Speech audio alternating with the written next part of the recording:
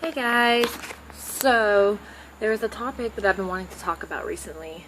That is a big deal, I feel like, with an open adoption. And that topic is to have an open adoption plan.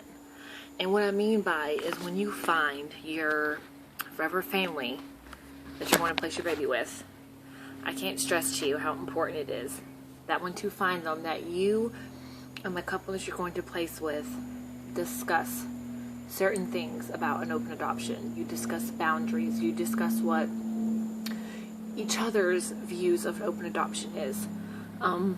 You discuss little things. Things about how much contact you want or how much contact they want. How often you're going to get updates. How often you want updates. How often they're willing to give you updates. Those little things, because they're super, super, super important. And I'm speaking from personal experience, because when I found Ben and Nicole, we didn't really discuss about, we knew what an open adoption was, but we didn't really discuss,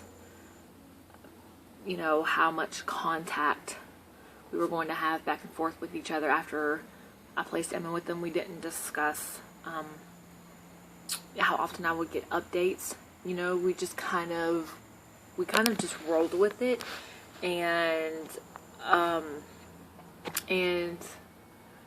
it kind of backfired, I feel like, in the beginning, because I was getting so many updates and so many pictures in the beginning that I got used to it, and I was looking forward to those things like 24/7. And then when I had a discussion with them about how they felt like them updating me so much was stopping my healing process and my progression for moving on, they, decided to not send so many updates and so many pictures. And I can tell you, that was very, very hard for me.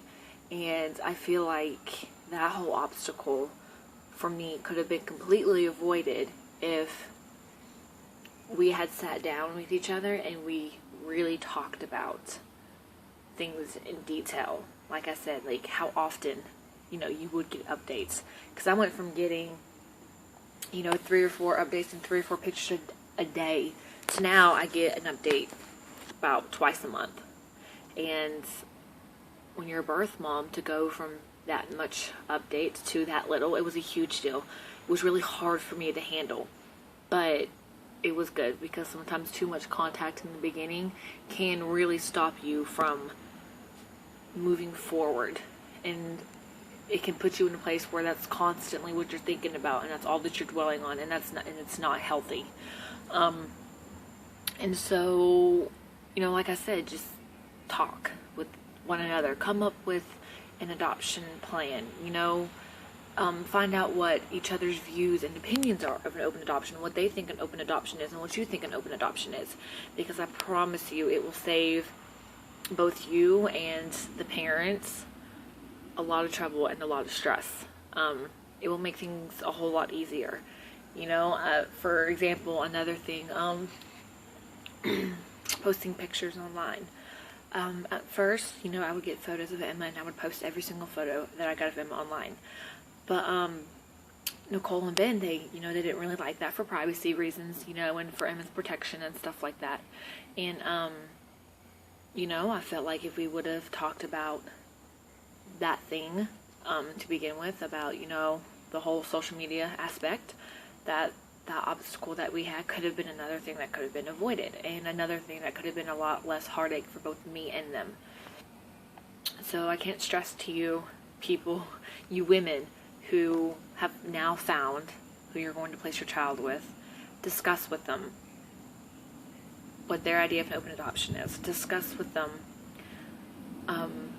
some things that they might not want you to do concerning your child that you're placing with them. Really sit down and discuss these things with them. It might be an uncomfortable talk, it might be an uncomfortable situation, but it's things that have to be discussed.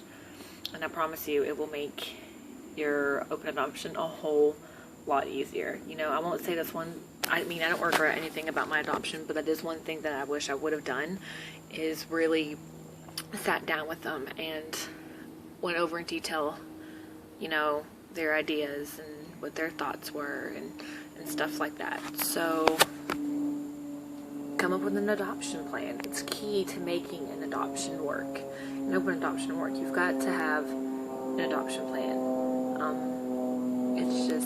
It just makes things a whole lot easier. You know, now we have one, but in the beginning I felt like it would have been really useful if we would have had one, and we didn't have one because none of us knew what we were doing. We never did this before.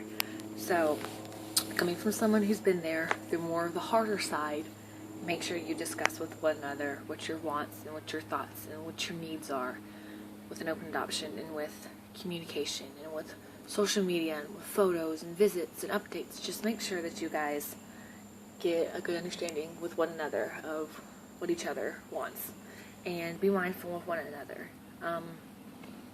You know, remember, it's hard for the birth mom, but also remember it's hard for the adoptive parents as well, because the adoptive parents in the beginning often feel a lot of grief for the birth mom. They feel a lot of sadness for the birth mom because they know that they're going through a lot and that they're sad. So just be mindful of one another when you're discussing these things. And I promise you, it will help everybody in the long run. So make that adoption plan. I promise you, it will come in handy. Everyone have a good day.